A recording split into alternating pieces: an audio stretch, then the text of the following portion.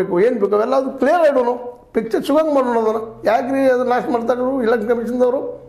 ಇವ್ರಿಗೇನು ಹಕ್ಕದ ಅದನ್ನು ನಾಶ ಮಾಡುವಂಥದ್ದು? ಅವ್ರು ಪ್ರೈವೇಟ್ ಇದು ಸಂವಿಧಾನ ವಿರೋಧಿ ಏನಲ್ಲ ಅದು. ಯಾವ ವ್ಯಕ್ತಿ ಬೇಕಾದ್ರೆ ಹೋಟ್ ಹಾಕ್ತಾನೆ, ಅವ್ರು ರಕ್ಷಣೆ ಕೊಡ್ಬೇಕಾದ್ರೆ ಸರ್ಕಾರ ಕರ್ತವ್ಯ ಅದು.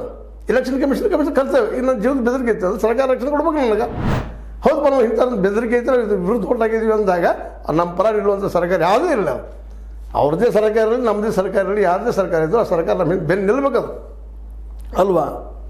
ಇದು ನಾವು ಪ್ರಶ್ನೆ ಮಾಡ್ಕೋಬೇಕಾಗಿದೆ. ಬ್ಯಾಲೆಟ್ ಪೇಪರ್ ತಂದರೆ ಪರ್ಯಾಯ ಆಗ್ತದೆ ಅಂತ ಅನಿಸೋದಿಲ್ಲ. ಅಲ್ಲೂ ಇನ್ನೊಂದು ರೀತಿಯ ಮಾಲ್ ಪ್ರಾಕ್ಟೀಸಿಂಗ್ ಸ್ಟಾರ್ಟ್ ಆಗಿಬಿಡ್ತದೆ.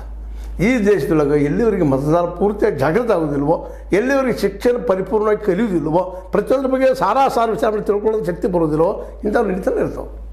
ರೊಕ್ಕಕ್ಕೆ ಮಾರ್ಕೊಳ್ಳೋದು, ಶರೀರಕ್ಕೆ ಮಾರ್ಕೊಳ್ಳೋದು, ಮತ್ತೊಂದು ಮಾರ್ಕೊಳ್ಳೋದು, ಏನೇನು ನಡಿಬಾರ್ದೆಲ್ಲ ನಡೀತಿರೋದು ಈ ದೇಶದಲ್ಲ. ಅದಕ್ಕೆ ಹೇಳ್ತಾ ಇರೋದು ನಮ್ಮ ಮೇಲಿಂದ ಇದು ಇನ್ಡೈರೆಕ್ಟ್ ಡಿಕ್ಟೇಟರ್ಶಿಪ್. ದುಡ್ಡಿದ್ದವ್ರದ್ದು ಅಧಿಕಾರ.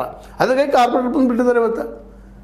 ನೋಡಿರಿ, ಇಡೀ ದೇಶದ ಸಂಪತ್ತು 99% ಜನಕ್ಕೆ ಕೈಯಾಗ ಎಷ್ಟೈತಿ, ನಮ್ಗೆ ಅವ್ರ ಕೈ ಎಷ್ಟೈತಿ. ಈಗ ನಮ್ಮ ಹಲವು ಸಲ ರೆಫರ್ ಮಾಡಿದ್ದಾರೆ ನೀವು. ನಮ್ದು ಇಡೀ ದೇಶದ ಆಸ್ತಿ $4 ಟ್ರಿಲಿಯನ್. ಅದಕ್ಕೆ ನಾವು 4 ನಂಬರ್ ಇದ್ದೀವಿ. $4 ಟ್ರಿಲಿಯನ್. ಅದ್ರಾಗ 2.5 ಟ್ರಿಲಿಯನ್ ಅಂದರೆ 2.5 ಟ್ರಿಲಿಯನ್ನ ಕೇವಲ ಕಾರ್ಪೊರೇಟ್ಗೆ ಆಗೋದು 1%.